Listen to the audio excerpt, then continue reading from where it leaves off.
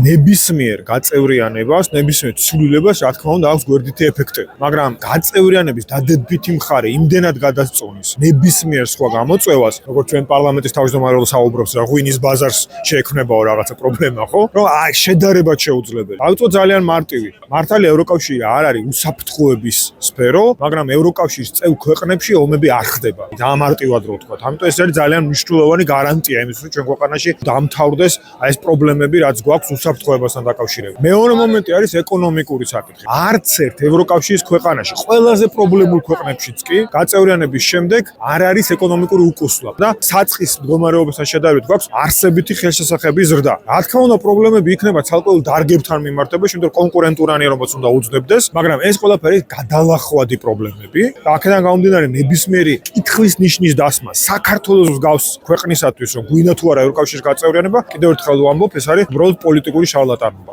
თავარი საქართველოზე მახსენდება თავისუფლება. იმიტომ ეს ხალხი მართლა მთელი ცხოვრება ამისთვის იბრძვის. ევროკავშირი გიძლიერებს ამ ღირებულებას. ევროკავშირი მრავალპარტიულობა. ევროკავშირი არის მრავალგვარად სხვადასხვა პათოსის, სხვადასხვა სიტყვის ხმამაღლა თქმა.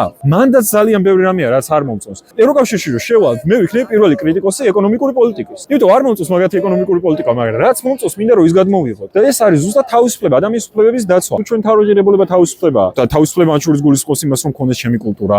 წამდეს იმის რისიც წავს და ევროკავშირი გეუბნება რომ მე ამას ვიცავ. ანუ ჩვენ ამაზე ვდგავ, ჩვენ ამ ღირებულებებზე. ეს ხო დისონანსია რომ ვთქვათ რომ ევროკავშირი ეწინააღმდეგება ამას.